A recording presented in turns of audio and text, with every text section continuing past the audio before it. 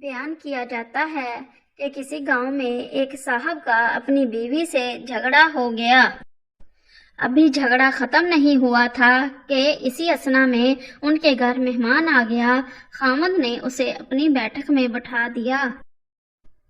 بیوی سے کہا کہ فلاں رشتہ دار مہمان آیا ہے، اس کے لیے کھانا بنا لو۔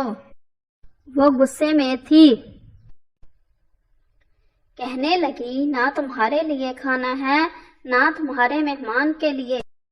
وہ بڑا پریشان ہوا کہ لڑائی تو ہماری اپنی ہے، اگر رشتہ دار کو اس بات کا پتہ چل گیا تو خواہ خاندان میں بات ہوگی اور خواری الگ ہوگی۔ لہذا خاموشی سے آ کر مہمان کے پاس چپ چاپ بیٹھ گیا۔ اتنے میں اسے خیال آ گیا کہ چلو بیوی اگر روٹی نہیں پکاتی تو سامنے والے ہمارے ہمسائے بہت ہی اچھے لوگ ہیں، میں انہیں ایک مہمان کا کھانا پکانے کے لیے کہہ دیتا ہوں۔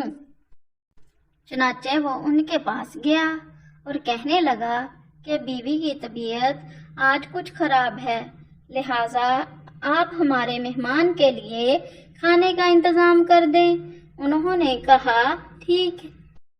وہ مطمئن ہو کر مہمان کے پاس آ کر بیٹھ گیا کہ مہمان کو کم از کم کھانا تو مل جائے گا، جس سے میری عزت بھی بچ جائے گی۔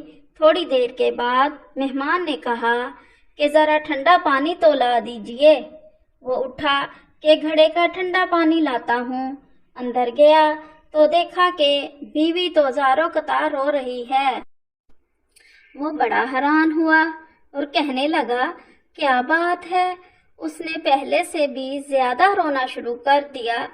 کہنے لگی بس مجھے معاف کر دیں۔ اس کے خاوند نے کہا کہ بتاؤ تو صحیح، آخر تمہارے رونے کی کیا وجہ ہے؟ تم ایسے کیوں رو رہی ہو؟ پھر وہ کہنے لگی کہ جب آپ نے آ کر مہمان کے بارے میں بتایا اور میں نے کہہ دیا کہ نہ تمہارے لیے کچھ پکے گا اور نہ ہی تمہارے مہمان کے لیے کچھ پکے گا تو آپ چلے گئے، مگر میں نے دل میں سوچا کہ لڑائی تو میری اور آپ کی ہے اور یہ مہمان رشتہ دار ہے، ہمیں اس کے سامنے اپنے جھگڑے کی پول نہیں کھولنا چاہیے۔ چنانچہ میں اٹھی کہ کھانا بناتی ہوں۔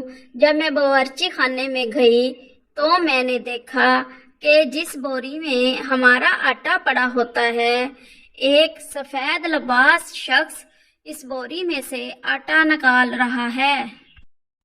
میں یہ منظر دیکھ کر سہم سی گئی۔ وہ مجھے کہنے لگے کہ اے خاتون، پریشان نہ ہو، یہ تمہارے مہمان کا حصہ تھا جو تمہارے آٹے میں شامل تھا۔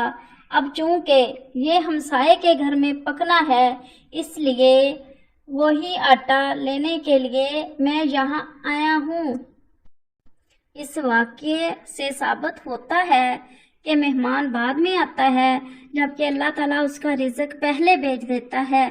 یہ واقعہ کتاب خطبات فقیر سے ماخوذ کیا گیا ہے۔